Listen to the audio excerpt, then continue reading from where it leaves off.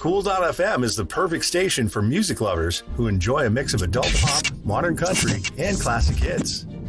Our unique blend of different genres creates an awesome listening experience that you won't find anywhere else. With Cool.fm, you don't have to constantly change stations to hear the music you love. Just download the Live 365 app and start listening to our curated selection of modern adult and country hits, as well as the classics you know and love. So tune in to Cool.fm and start enjoying the best of all your favorite music in one place.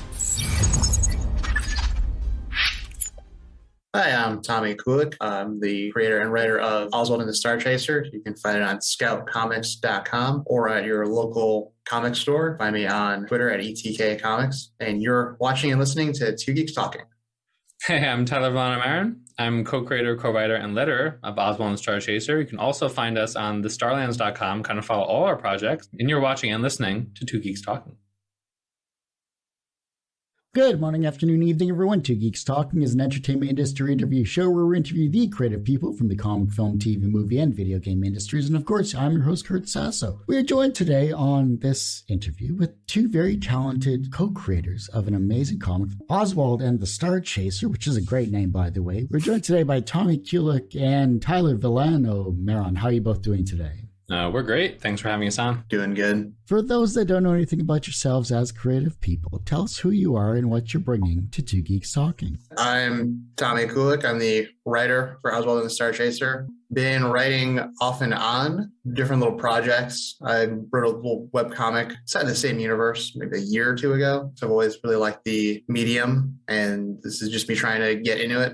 I've got a lot of stories I want to tell. Got like a goofy style. I think that shows in Oswald and the Star Chaser. It's more of a space fantasy adventure comic. A lot of silliness, a lot of fun. Yeah, so I'm Tyler Villano Maron. I'm a career graphic designer, kind of turned comic book writer and letterer. I collaborate very closely with Tommy Kulik, my best friend. He really comes big from the whole comic book world. For like 10 years, I was like really into like the indie scene and music. So put together, Star Chaser is a really awesome collaboration from kind of both our spheres of cultural influence. What is the most misunderstood aspect about the sci-fi genre? That's a tough one, because if you ask a lot of different people what sci-fi is, they'll give you different answers. I think for me, modern sci-fi, a lot of people are taking it as in more like Star Wars, which I don't think is a hard sci-fi. Not to say anything wrong with Star Wars. I love Star Wars. It's probably one of my favorite things around. But I feel like people have kind of gotten away from what sci-fi is. I wouldn't call although the Star Chaser sci-fi. That's why I always kind of say space fantasy. In regards to the comic itself here, from what I've seen, it's beautifully drawn. You have great character interactions. I love the style of the different aliens. You know, I think the epitome of great space fantasy and space operas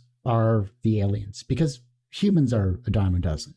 But if you can draw and have really cool interacting with aliens in your worlds, I think that's the epitome of an amazing space fantasy. So talk about some of the cultures when you were working on creating the world of Oswald and the Star Chaser. So we've got a really talented artist, Tom Hoskisson, and a lot of the aliens that you see in issue 1, a lot of those were freestyled by him. And then a lot of them he'll be like, oh, I came up with this goofy little dude. And then sometimes he would be like, here's what I think he would be like. Here's some cool guys I wrote. And it's like, oh, yeah, we can work back from that. That's pretty neat. And then in some of the later issues, I'll just throw in like a little description of what the alien will look like, something really vague. And then he always knocks it out of the park. So he's got a very creative mind. So a lot of it, it's not like, oh, we have a bunch of different specific species of aliens mapped out. A lot of it's just like, oh, draw someone who's got like a walnut face, or someone who looks kind of like an angry dog, and then see what we can come up with. Yeah, there's like two sides of it, you know. But when we want to get really specific, Tom Hoskinson, the artist, can also kind of knock that out of the park. In issue 2 and 3, when Oswald and the Star Chaser, they get to kind of their next destination, which is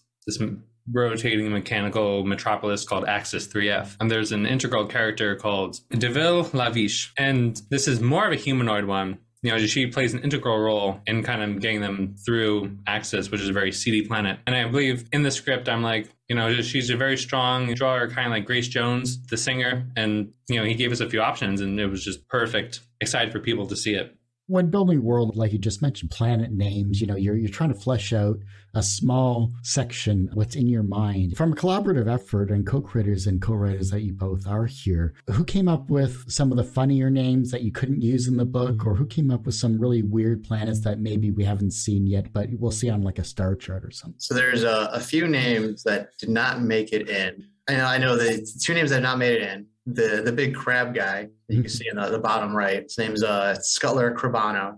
And we just couldn't fit the name in the script. That's still his name. It's just there's no point where it's like, oh, that's Scuttler Crabano. So probably my favorite name. There is a character later on who's a very, very big guy. In the script, I wrote his name as, it was basically Brick Shithouse, but with like an apostrophe over the I. So it's kind of like a fantasy-ish. Yeah. And then I think Tom, the artist, is like, can we put this in a book that's for all audiences? And I was like, I guess not. So his name turned into like Brick Shows or something. Yeah. I think creating names for both characters and planets, like that's my favorite part. I did a lot of that. One of my favorite ones to tell is a character who appears later in the series, but in issue 2 is mentioned by name. Called he's like this peace fanatic robot called Saint Orson. Came about was, I was doing my Tommy and I, we're like this really close. We just message on Discord and over at Star Chaser, it was like daily thinking of ideas and stuff. And we were planning a meeting, and I was like, and then Tommy's like, does a Saturday or Sunday work for you? He said, does Sat or Sun work for you? And he forgot to add spaces, and I was like, does Sat or Sun? I'm like, that looks like a character name. Tell me about him. And he's like, what? I'm like, who is Sat Orson? And then, sometimes I'll just kind of, we'll prompt each other, and that will become like a character name. That's awesome. I love that. Yeah, a lot of our character names came from me sending a typo and then Tyler saying, oh, who's this character? Let's just capitalize on it. I love improv, just improving names. Not everything has to have a ton of thought and lore behind it. And I think it's a healthy mix if you have some of both, which we do. I'm always curious about this. When you're designing your characters, how in-depth do you get into, besides the main characters, how in-depth do you get into like the character sheet of, say, your side characters or your supporting characters to really flesh out these stories that you're creating?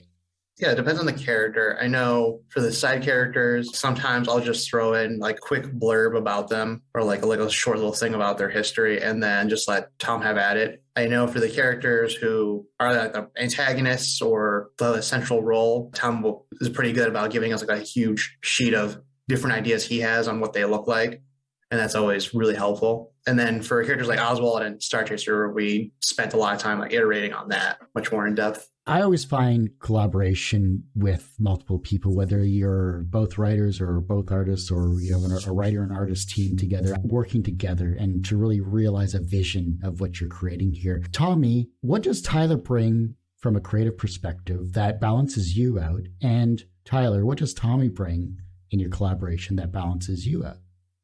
So I know I get really in the weeds a lot on, there's been a lot of stories that I've written for Oswald and Star Chaser that have ultimately not made it because I get way hung up on like on one specific thing and it gets really convoluted, and Tyler's really good at cutting that down and be like, hey, this is kind of ridiculous or this is a little silly. We're on the same wavelength a lot of times. So when I'm stuck on something, I can be like, hey, I'm kind of stuck on here, and then he'll throw some ideas at me like, oh, those are really good ideas. Why didn't I think of this? So it helps that we're on the same wavelength, but then he's operating at like a different track. So when I'm getting too hung up on something or too far down a dead end, he can be like, hey, we got to figure out what we're doing, rearrange. And then the actual collaboration process, he does the co-writing. And so I'll summarize it. I'll do a rough outline, and then he'll come out, go over it and see what works, what doesn't. And then I'll take that, turn to a script, and then he'll do a secondary pass through. And then only at the end step, when he's lettering, he'll do a lot of the dialogue. He'll touch it up or fix it up, or so it's a lot of iteration that he helps bring, and that helps like tune everything up so it comes out as perfectly as it can. I was actually going to say that Tommy's the one who grounds me. And then he just said that I ground him. So the way we're writing this specific comic book, I think it's a comic book. Yeah. So the way that we write, that we're co-writing this specific comic book is that Tommy's like the lead writing scripting role, and I'm very much co-writing. Even for the very beats, it's like this, it's always a collaboration, but they really always come from him first. And I appreciate that. Like I'll come in with ideas and like concepts, but he's always got like the foundation pretty much. Challenges are always interesting when it comes to the collaborative process as well too. So then what challenges did you both overcome where you're really stuck in your respective corners trying to solve an issue? The space train. Later in the comic, we got a space train. Every so often, Tyler would be like, I don't get the space train. What's with the space train? I was like, I want a space train. So we every now and then we argue about this story beat that'll happen later in the comic when they go on the space train. Listen, I thought that the space train should take Oswald and Star Chaser from one one planet to another, but it actually just goes around a planet. Not getting into spoilers. The space train isn't even relevant to. No. I've already given on the space train. I'm okay with. I like the space train. I didn't used to, but I've warmed up to the space train. We really don't butt heads at all. We're both big shit posters. We just vibe. Yeah, we don't usually have conflicts like that. Generally, if one of us has an idea and the other disagrees, it's generally like, okay, I can see the problem with it now. It's never like, I want this. No, you shouldn't. And then we just fight it. And then a lot of times if he suggests something I disagree with it, or I suggest something he disagrees with it, we usually find a pretty good middle ground. We can work it out. But that's good. I mean, the fact that you're both best friends, you already know each other's like foils that make you both work well together. I don't think you would put together a series if you didn't obviously like working together. So that works out well for you both. Yeah, we both know how to pitch and write for each other. We know what each other likes. What was an early experience where you learned that language had power? I've always been a big reading guy. I always loved to read. In elementary school, I was always reading something. Just throughout school, I was always reading something. I think a lot of how I write is kind of reflected in some of the books that I really enjoy reading and some of the comics I really enjoy reading. I always kind of like the more, not absurd, but more goofy kind of stuff. So I think I always wanted to tell a kind of story where maybe you don't crack out loud, but you smile a lot. So I think that's always just been kind of me, just reading books that make you feel something. My answer will be more grammatical in that from the script to kind of the end lettering stage, it can look great on the script, but once it gets, onto my Adobe Illustrator and I'm like touching up the final dialogue over the 6 issues of the first volume, I found that you can say a lot more with less words, and that you can have all this all through the page, all these words, but sometimes like a really well thought out sentence or two can say more than like a paragraph or an info dump out of the character's mouth. Everyone usually asks, what's the most wisest piece of advice or what's the most bullshit piece of advice you've ever received? But what is the second wisest piece of advice that you both have received that has stuck with you in your career?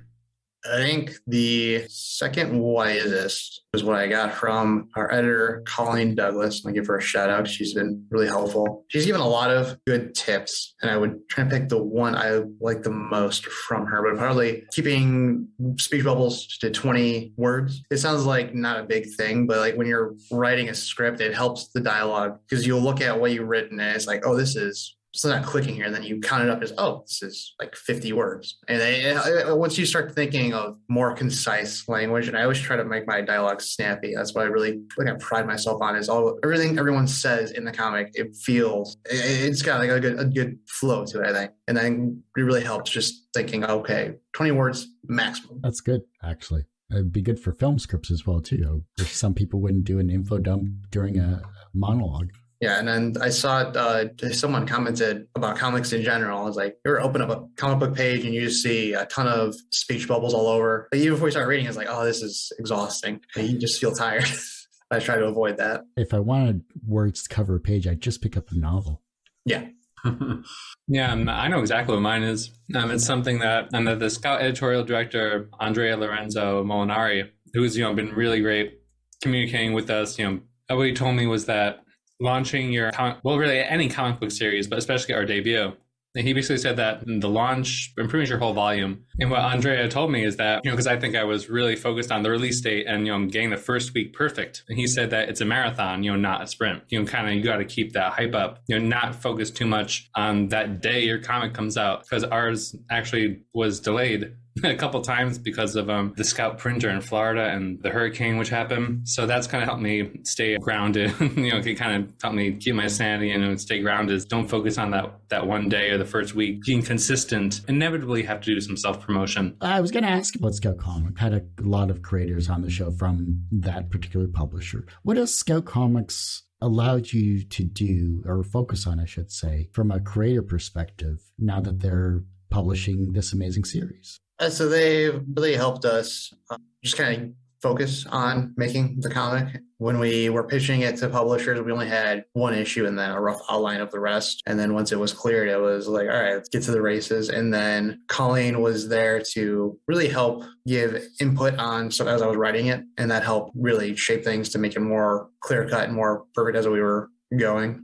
Yeah, I think it was great that Scout was willing to take a chance on us, for sure, because for Tommy and I, this is our kind of published comic book world debut. We haven't really self-published anything or been previously published on a publisher, and I keep saying published a lot. They took a chance, and we really appreciate that. Is there a comic that made you feel the way you hoped readers of your work will feel after reading it? I've got a comic and a TV show. So I say the comic, probably Invincible.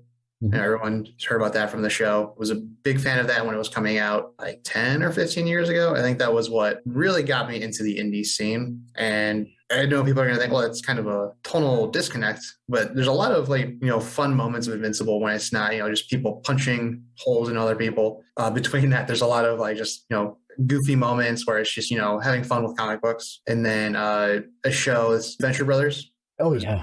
Huge fan of that show. A lot of my humor kind of comes from the Venture Brothers, not necessarily all the 80s stuff, but just like the kind of absurd and everything just being a little weird and then just kind of playing that straight. What do you think of the special they just released? I didn't know there was one. I didn't know they were making the movie. I think they did like a holiday special first to kind of test the waters to see. I totally missed that. I got their art book. Nice. I've been working through that. It's really good. I'm getting ready to rewatch it for the 100th time. Yeah, I'm trying to think of a comic book because I have a video game, but I don't have a comic book. I have a comic book in there somewhere.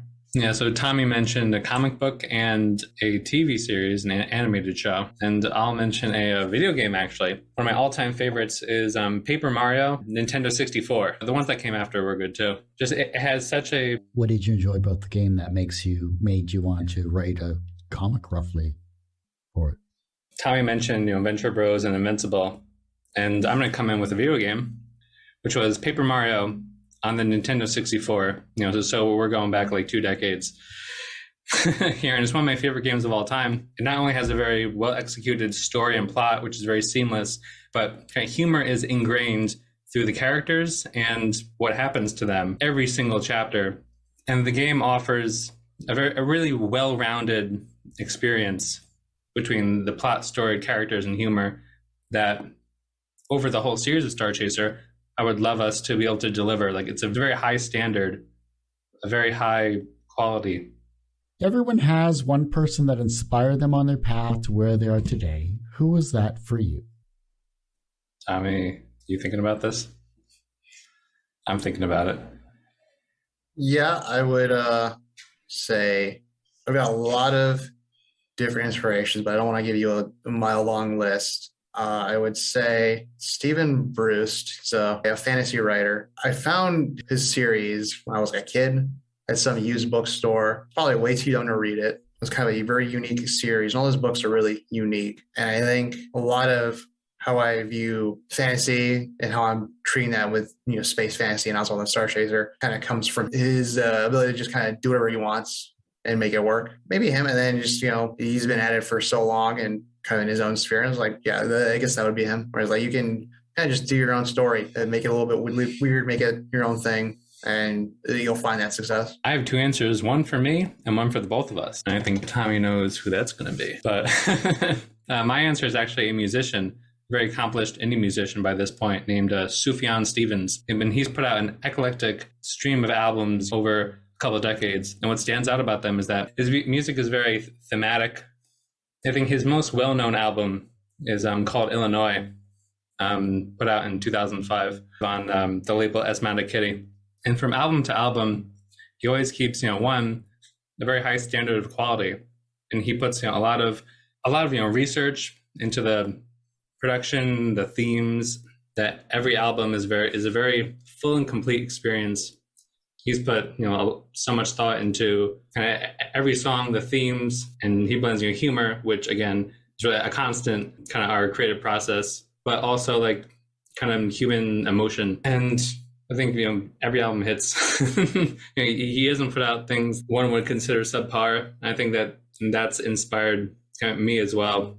For Tommy and I was expecting him to say Grant Morrison because I think that is something that in the beginning, it was the first big common ground. I think Tommy was introducing me to some Grant Morrison stuff, and we just both adore, respect, and just follow his work. And as a creator, what's your favorite Grant Morrison, Tommy? That is a tough one. I'd say it depends on my mood, but usually Pax Americana, I think, is the one I revisit the most. That was on he did the Multiversity, right?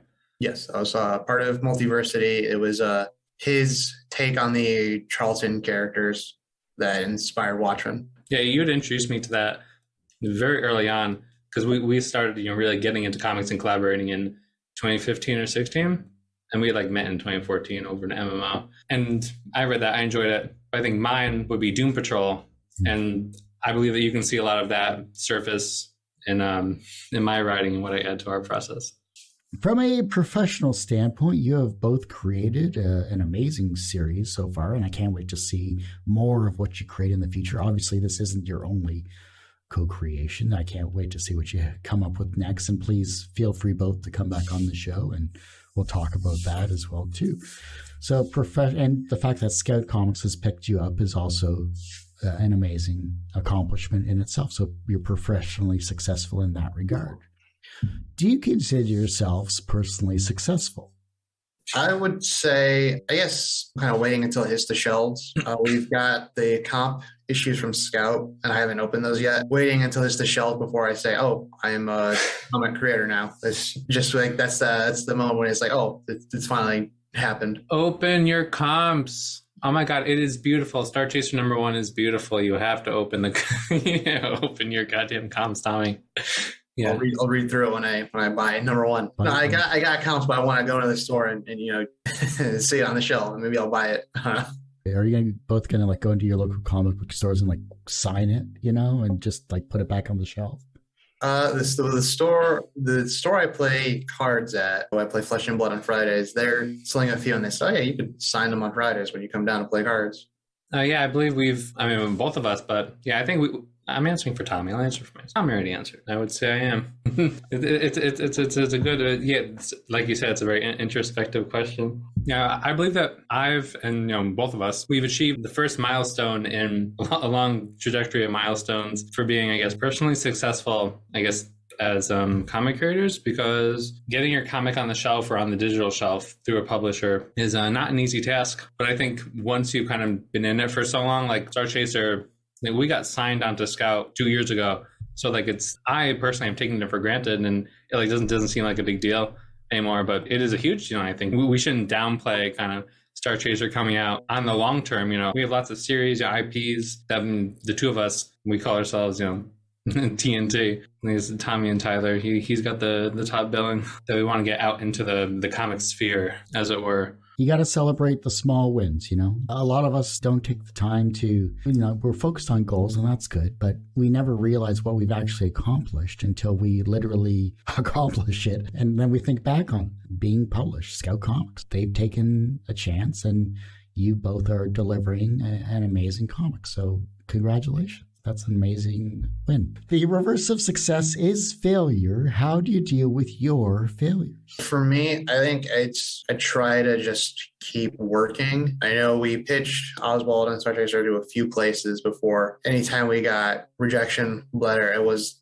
try not to take it oh, this is the end of the world. I don't want to not give up or whatever. I don't know if it's working on a story where it kind of gets into a dead end. I know some of the stuff we were working on before, I would write something, and then it would just be completely terrible, and then try to be like, hey, this makes no sense or this doesn't work at all. And if I'm stuck in a dead end or something doesn't work, I'll try and approach it from a different direction, or work on something else, work through it. What you got to at the end there was mine. So I worked through it. I don't allow a lot to manifest themselves as failure. I think most of what we experienced, like the rejections at first, like Image didn't pick us up, but I don't see it as a failure. I see it as a setback. This marathon that we're riding through and running. Don't get hung up on failure. Don't allow things to present themselves as failures, because they're just bumps in the road, minor setbacks. One of the guests I had on recently said something along the lines of, I don't fail, I just look at it from a different angle and move on. The younger generation is looking at your work and they're becoming inspired to be creative in their own way, whether it's a comic writer or a creative person in some way, shape, or form. How can they inspire the generation that follows them? Wow, they're looking at our stuff and being inspired. That's that's a lot of pressure. When you don't even think about that. I think the best way to kind of inspire someone would be like, find your own voice. Everyone's got their own way of doing things and their own way of telling a story. Just finding that voice and letting it show in your work. I mean, if you look at some of the videos people make now, it's all really creative, like the younger stuff from TikTok and stuff. So you just find your voice and finding a way to show who you are. I think that's like the easiest way to really inspire whoever comes after you. I guess something that I put into my work that I hope the next generation of artists and writers can influence the next one is writing with sincerity and not writing for your peers.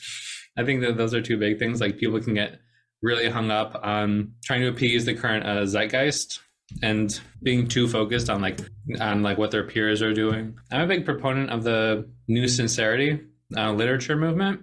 That it kind of really started in the 90s with David Foster Wallace. I guess I'm kind of two generations of a writer after him, because that was like 2 decades, and we're just getting into our careers. But being kind of unabashedly sincere in your work. Sorry, what's the new sincerity movement? Just so I have some clarification. Because it sounds familiar, but I can't picture it.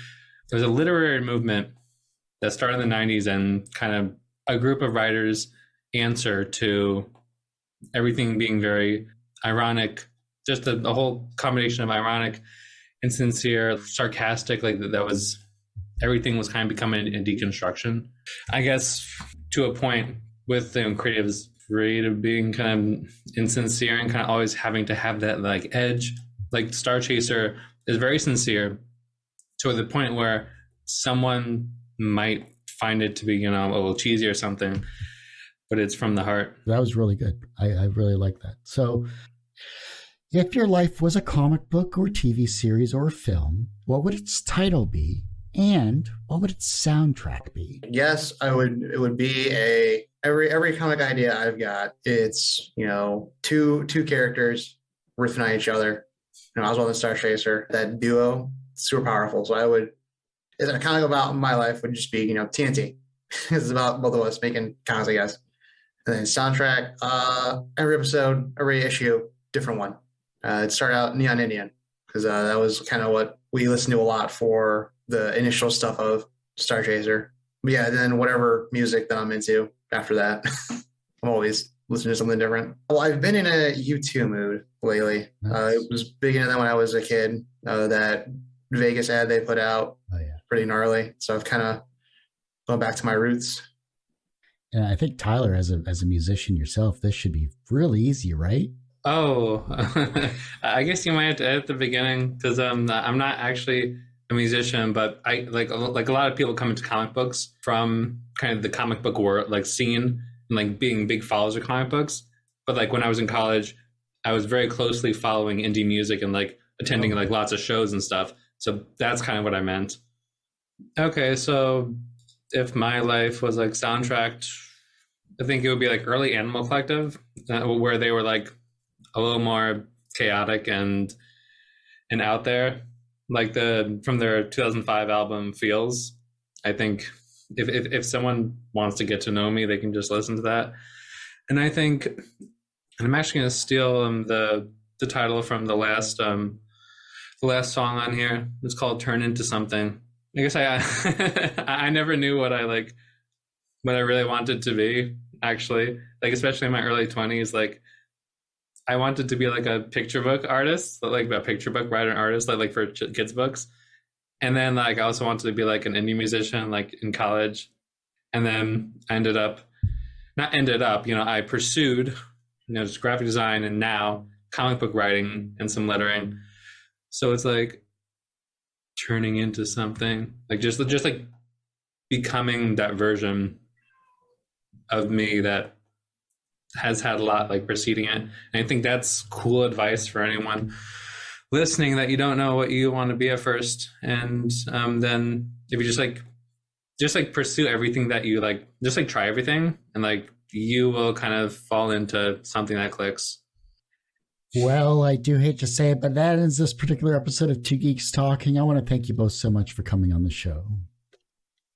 Oh, well, we want to thank you for having us and giving us a chance, just like Scott Comics did, because we're new on the scene, and we want to start collaborating with everyone. What do you think, Tommy? Can I give a quick shout out to the colorist Simon Robbins? He did the colors for #1.